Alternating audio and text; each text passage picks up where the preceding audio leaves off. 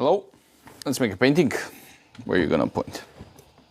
All right, let's put water on the glass, flip the page, put water on the back of the page, especially on the corners. You want that paper to stick. Flip it over, make sure it's center.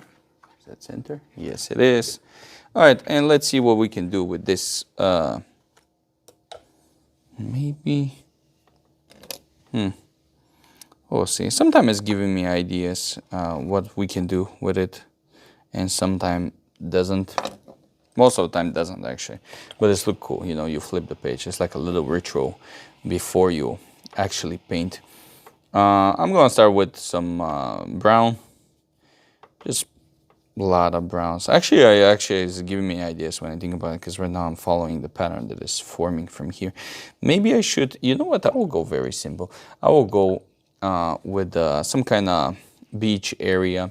Which one is gonna be a lot of clouds? Well, not a clouds, but pretty clean sky. I'm gonna paint until here, and I'm gonna take the multiple brush and just blend everything that I just put.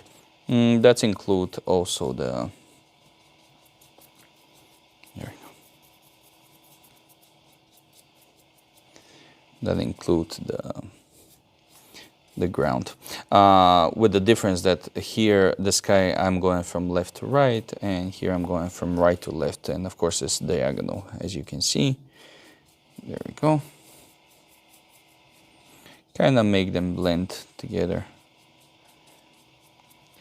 Go down, up, and we're gonna create the grass, the tall grass that we have right now.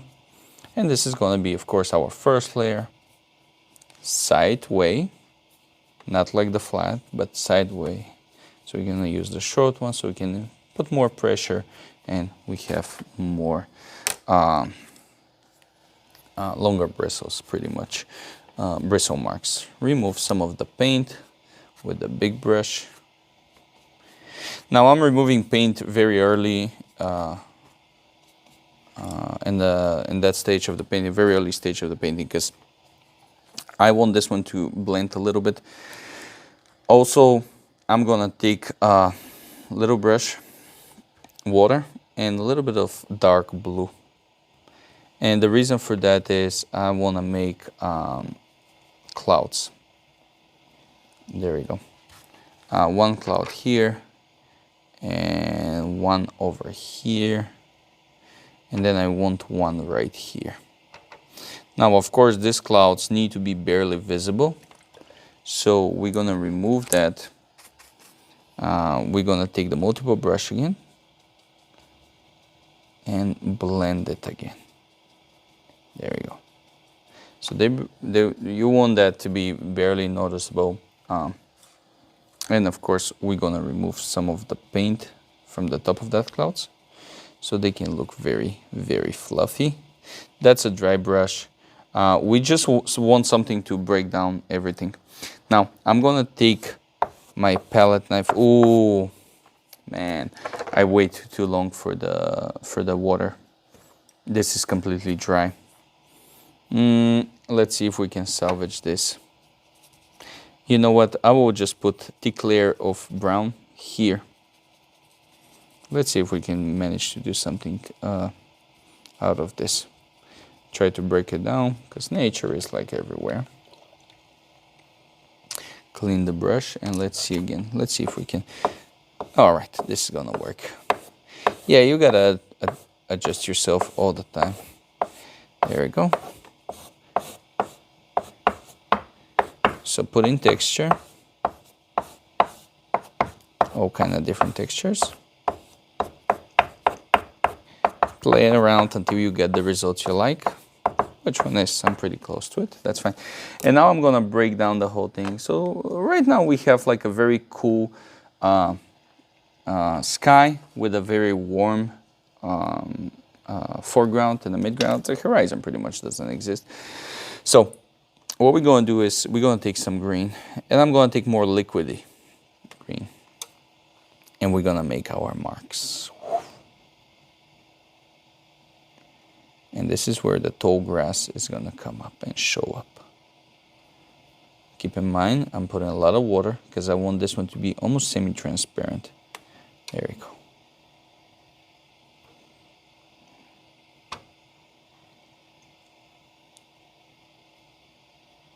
There we go. Now, of course, we're going to try to stay random. On the bottom of this, we're going to add some grass, and this is going to be our third layer, which one is going to be the foreground. And our foreground is going to be full of short grass and completely overcome the midground, at least on the bottom part of the midground, of course. This is where the little grass leaf. Okay. A little bit of water.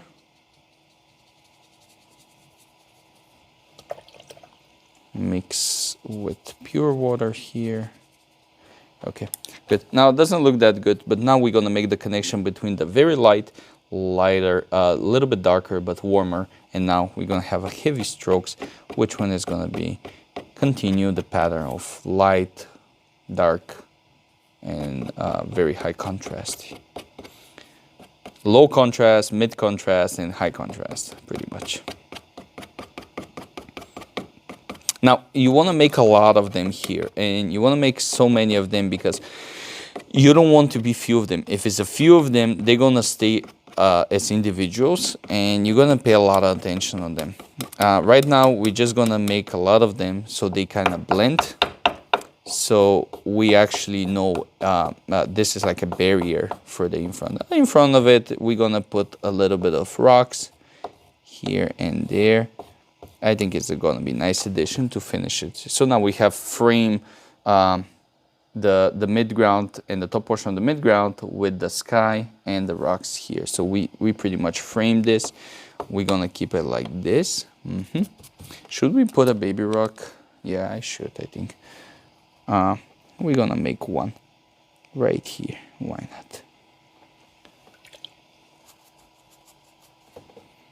There you go, little buddy.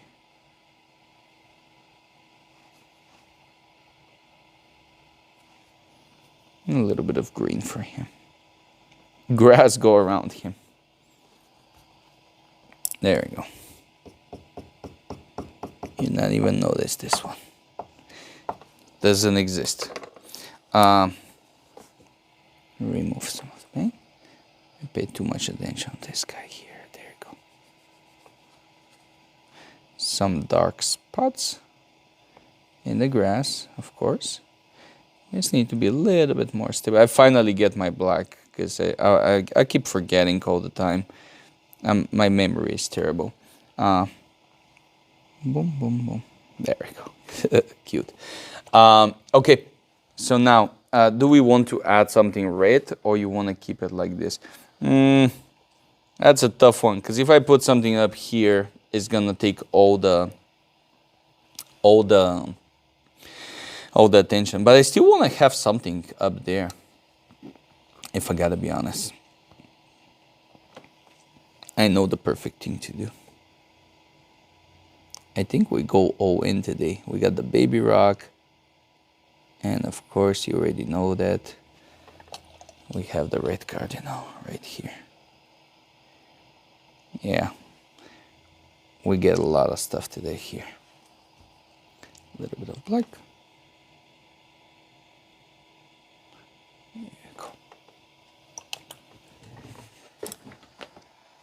And there we go. Watercolor, abstract, landscape.